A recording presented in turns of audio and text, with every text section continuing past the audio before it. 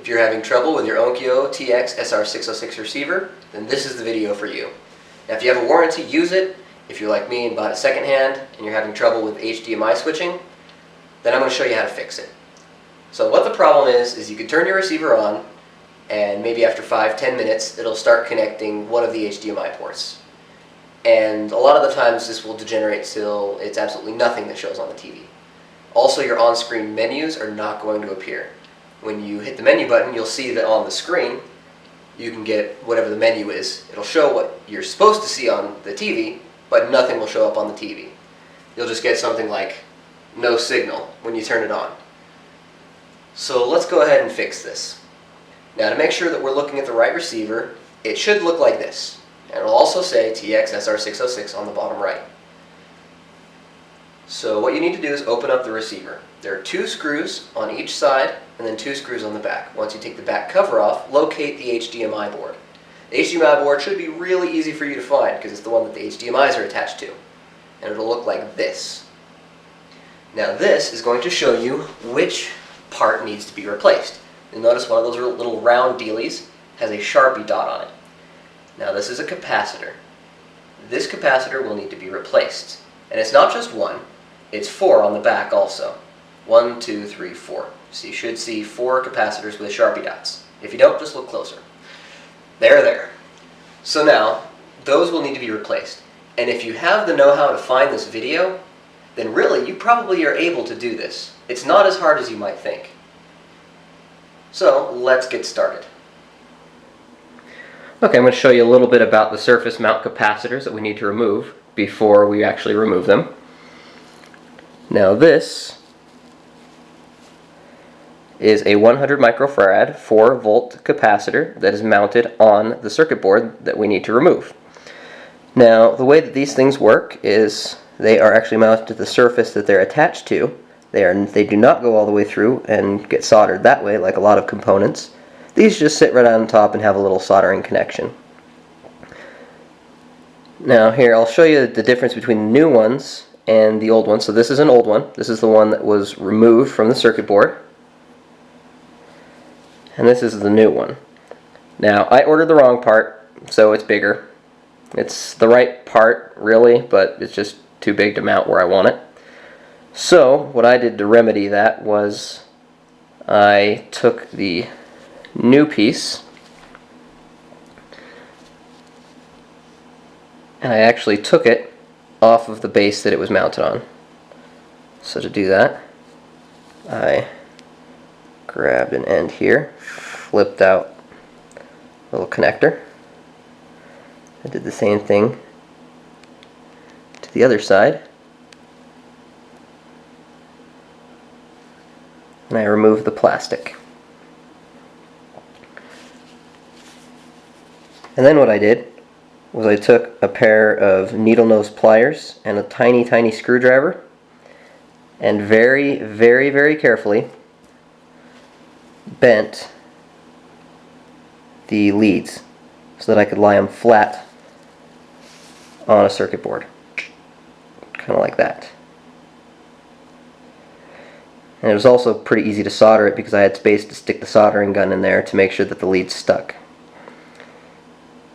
Now with the old ones, to remove them, it's actually pretty difficult to remove them with a soldering iron. I even had a surface mount soldering iron, one that's basically 2 soldering irons that are attached together so you can get one side and the other simultaneously, and that didn't work for me.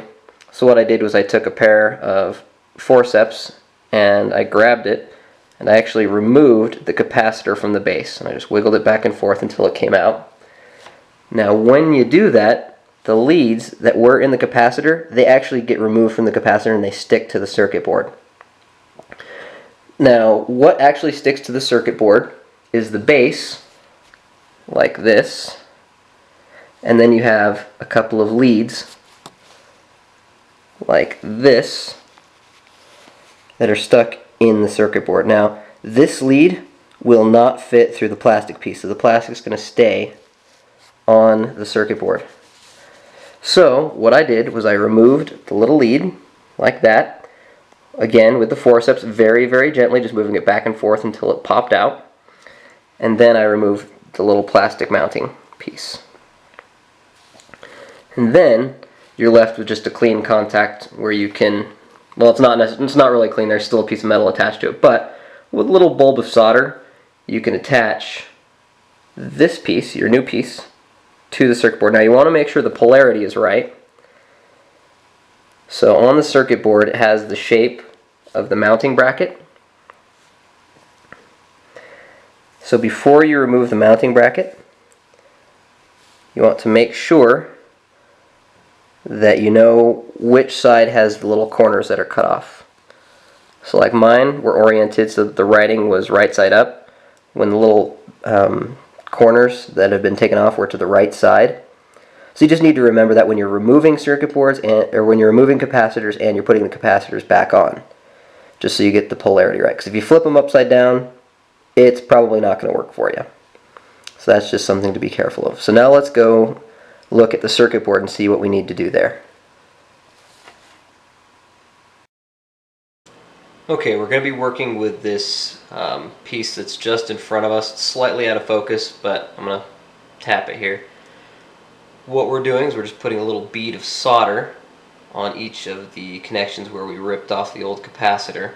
Now something to keep in mind is the old capacitor that we had there is still going to be just a little tiny piece of metal that's still attached to the circuit board. That's okay. I just put the solder on top of it. Put a little blob of solder on there so that when we actually do go to put the new capacitor on, that we'll have a place to put it.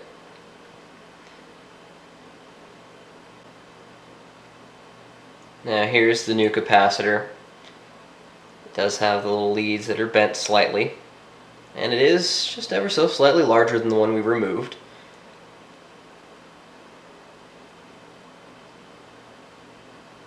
So you'll notice that the little box around that has cut out corners, just like the little plastic piece that I removed from the new capacitor.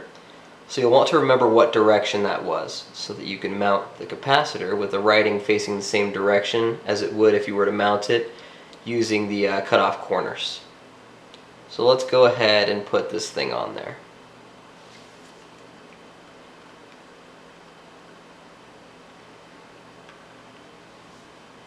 So I'll grab my pair of forceps, grab the capacitor, and what I'm going to do is I'm going to attach one side by melting the blob of solder that we put on a little earlier, and attaching the metal piece in there. Let it set a little bit so the capacitor is nice and secure, and then we're going to want to go to the other side and attach the other side. Sorry you can't see it too well here, but what I did was I just melted the solder, stuck the metal lead in it, and then held it long enough that the solder set, and the capacitor is in place. Now there are a total of 5 capacitors that need replacing. If you look carefully, all the capacitors with blue are the ones I've replaced. So here you should be able to see 4 of them, since this is the back, and then there's one on the front also. Alright, now I'm going to be putting the HDMI switching board back onto the receiver. Now to do this, I want to start with those 3 connections on the right side.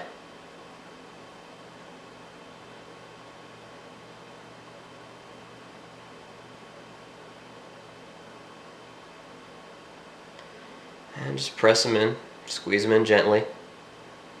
Now gently is quite relative. It does take a little bit of squeezing to get them in, but just be careful.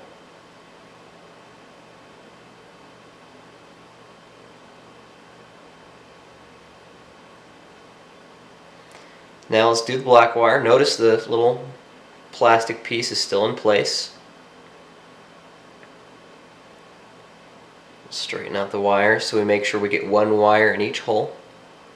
You don't want those wires to be touching, because they go ground, 12 volt, ground, 12 volt, ground. So if 2 adjacent wires are touching, that's bad.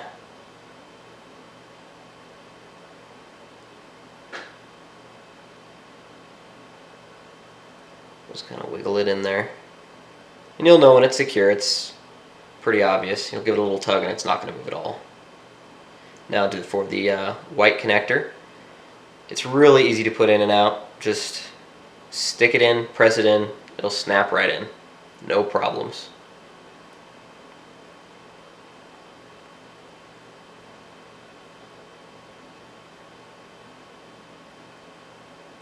Okay, and now just time to screw in each of the 5 HDMI ports. So each of the 5 HDMI connections has a screw just above it. You want to screw those back in. And once you do that, it's time to test the receiver.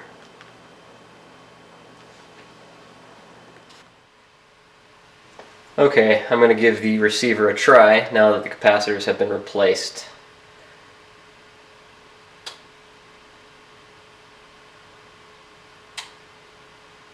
And immediately it comes up. So we know it's working. So it worked. That's fantastic.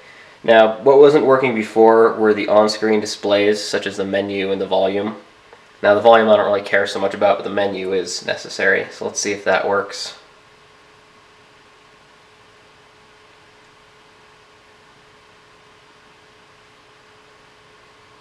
Beautiful. This is now up and running again. We can get into the input area, speaker setup, things of that nature. And this would not be working properly had we not replaced those capacitors.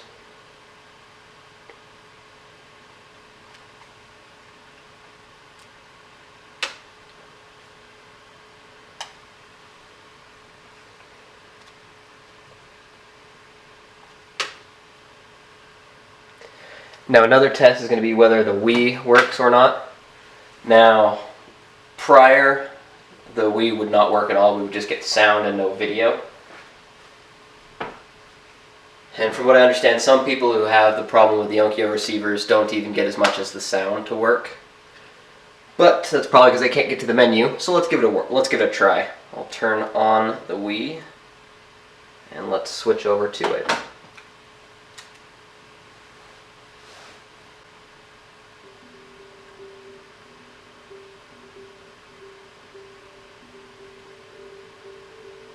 Alright, and the Wii works. We have sound.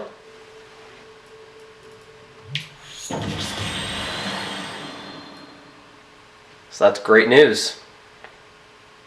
Let's go back over to the PlayStation.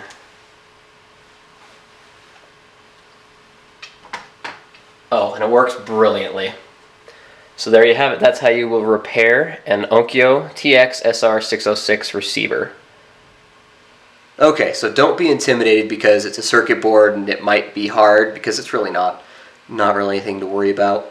I have a little bit of soldering experience, not all that much, but it was pretty easy, all in all. The first soldering connection took me like a half hour just because I had to figure out how to go about it. So I've had the soldering gun on there for quite a while and it still worked out just fine. So don't worry too much about that. You want to use something around like maybe 75 watts, just so you heat it quickly, get the capacitor off, heat it quickly, put the capacitor on. That will help out quite a bit. Also, I got the capacitors, the 100 microfarad 4-volt capacitors, which you will need 5 of. I got those from mcmelectronics.com. I'll put a part number in the description for this video. All in all, it cost me about 15 bucks to get the parts. 9 of that was shipping. If you know a place to get capacitors, great, use it, that's fine. Also, a disclaimer. I know you're a very intelligent individual, I can tell already. But there are some dumb people out there who need this disclaimer. Unplug the receiver before you do anything. Also, one last thing is that the success rate for this, according to the guys on the High Def forum, is about 70-75%. So just beware of that when you start, because when you start you may not get your receiver back, say if your receiver was working before you started. And just a special thanks to the guys on the High Def forum, couldn't have done it without them. So if you want to fix your receiver, go for it. Have fun.